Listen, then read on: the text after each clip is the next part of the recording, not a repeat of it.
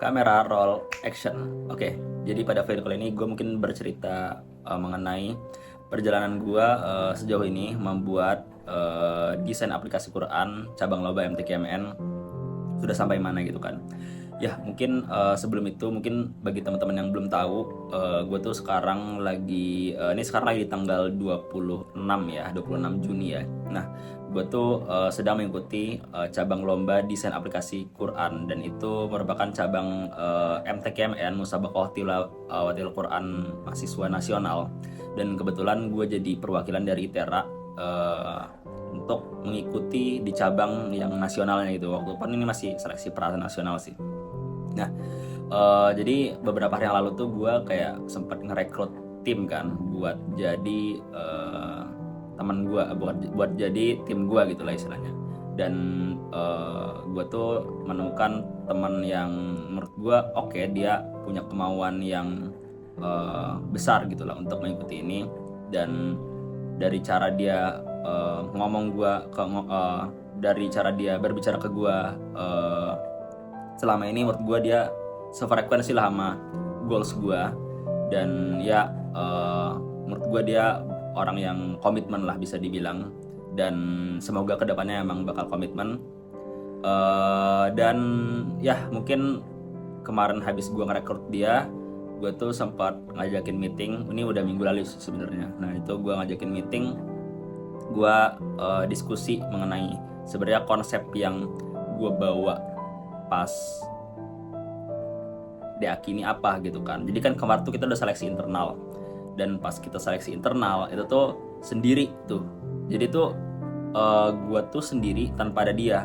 Padahal harus satu tim tuh ada sekitar 3 orang gitu pas seleksi internal. Cuma kemarin tuh nggak ada, gue doang. Nah alhasil pas sekarang yang untuk ke pranasional itu tuh wajib ada tim, dan tim itu untungnya cuma berdua doang. Jadi tuh ya udah gue tinggal narik satu orang lagi gitu kan, alhamdulillahnya gitu. Jadi gue nggak perlu, mungkin kalau dulu sebelumnya internal 3 gue timnya bertiga, gue harus nge-cut satu orang kan justru. Cuma ini kan akhirnya gue malah narik lagi satu orang, dan yang alhamdulillah untung orangnya bisa gue ajak diskusi dan kerjasama, ada yang pasti punya kemauan yang kuat untuk mengikuti ini gitu.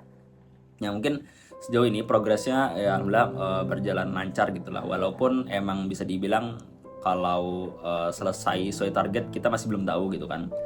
Mungkin kemarin kendalanya itu di bagian ya kita nggak sempat meeting daily huddle. Habis minggu lalu tuh gue ngerekrut dia karena gue sempat ada meeting di organisasi yang gue handle, dan akhirnya tuh gue nggak sempet meeting sama sekali sama dia, bahkan di grup pun nggak ada ngomong. Dan ya mungkin gue juga karena musibah kan, yang teman-teman tahu gue sempet hilang chat WhatsAppnya gitu. Dan baru meeting lagi tadi hari ini. Ya mungkin yang hasil dari meeting gue tadi, gue sempet ya menjelaskan mungkin konsep apa aplikasi yang gue buat gitu. Jadi mungkin lebih sederhana kayak konsep baru ya, lebih jelas ya, konsep baru yang gue buat itu seperti apa. Karena sebelumnya itu minggu lalu itu gue kasih tau ke dia konsep yang gue pas internal diseleksi. Sedangkan pas sekarang ini gue tuh mau membawa konsep baru lah istilahnya, kayak gue kurang serak dengan konsep yang sebelumnya. Mungkin dari urgensinya kurang, banyak aplikasi yang udah serupa, kayak target user itu sebenarnya siapa masih belum jelas, dan mungkin desainnya pun itu agak kurang oke, bisa dibilang gitu kan. Nah sedangkan di sekarang ini gue tuh ngebuat beberapa konsep, dan ya yang mungkin konsep pertama gue bilang aja game lah, beda saya bilang gitu game. Nanti mungkin kita bakal menjelaskan lebih lengkapnya di video yang terpisah kali ya. Terus konsep kedua tuh game juga, cuma lebih ke gamifikasi kali. Jadi kayak menuntut anak-anak itu buat gunain toolsnya, tapi ada scoringnya gitu. Jadi ada gamifikasinya gitu kan. Jadi kayak ada tools itu buat ngajarin dia nulis lah gitu. Terus yang terakhir mungkin lebih ke tools, emang literally tools gitu kan. Kayak ini aplikasi scanner scanner tulisan Al-Quran sih. Cuma tadi tuh kita memiliki banyak ya cons lah istilahnya, yang menyebabkan akhirnya kita nggak milih itu. Jadi ini aplikasi scanner buat nulis Al-Quran gampang gitu, dan targetnya tuh kita untuk anak-anak remaja, platform juga Android di iOS, dan lingkup itu ya seluruh Al-Quran gitu. Jadi kayak simple lu nulis Al-Quran dan aplikasi ini bakal ngecek tulisan lu itu bisa dideteksi, bisa dibaca atau tidak gitu, itu pakai AI gitu kan. Nah, jadi kita ngambil konsep yang kedua. Yang konsep kedua itu tadi yang gue bilang tadi, game menulis gitu kan, menulis spesifik itu kita menulis huruf hijaiyah gitu.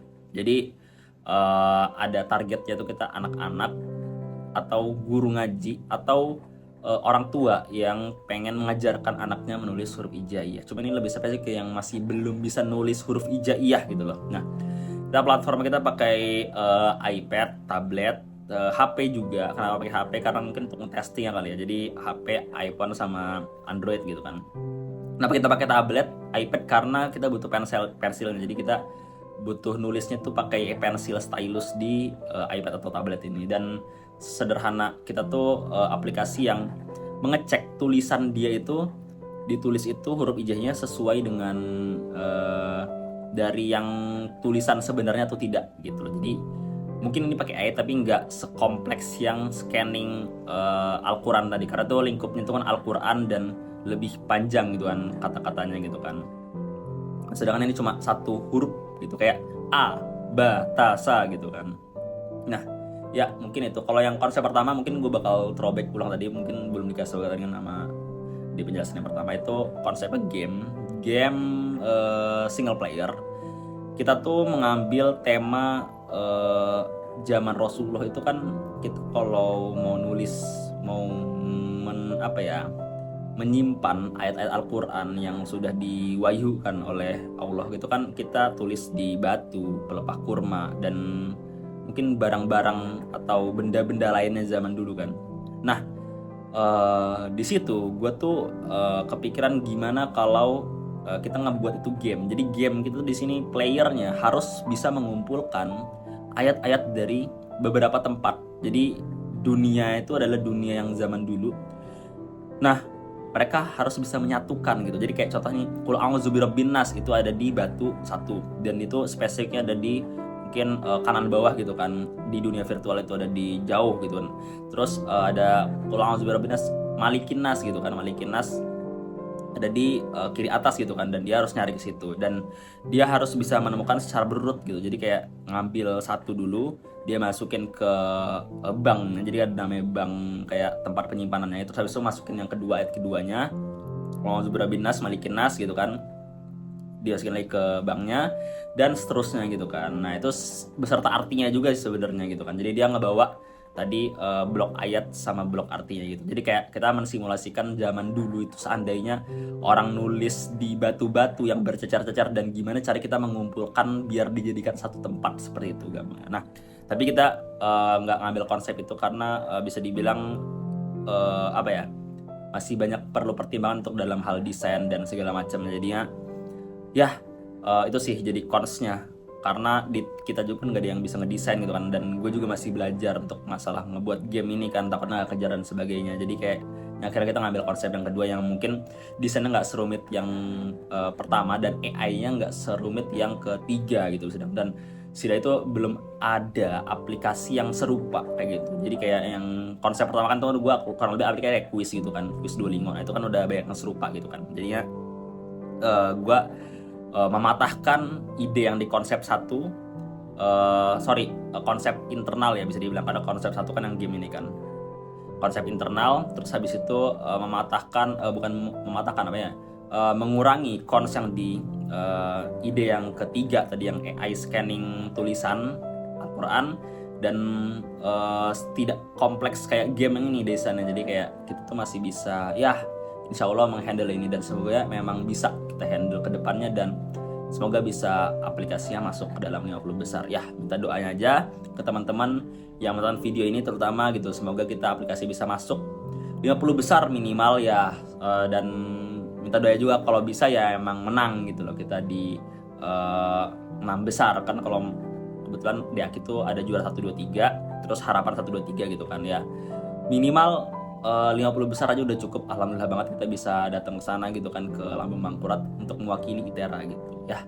Mungkin kurang lebih sekian, mungkin udah lama juga ini gue nggak nongol di depan kamera, dan ya ini gue mau menceritakan ya lebih ke vlog aja lah, keseharian gue, apa yang sudah gue lalui, dan ya semoga bisa menjadi pelajaran khususnya buat gue sendiri dan ya umumnya buat teman-teman semua gitu. Dan ya kalau ada yang mau tanyain silahkan komen di bawah, dan ya nggak usah perlu like lah video-video ini, terserah mau teman-teman bagiin atau enggak juga nggak apa-apa, nggak masalah.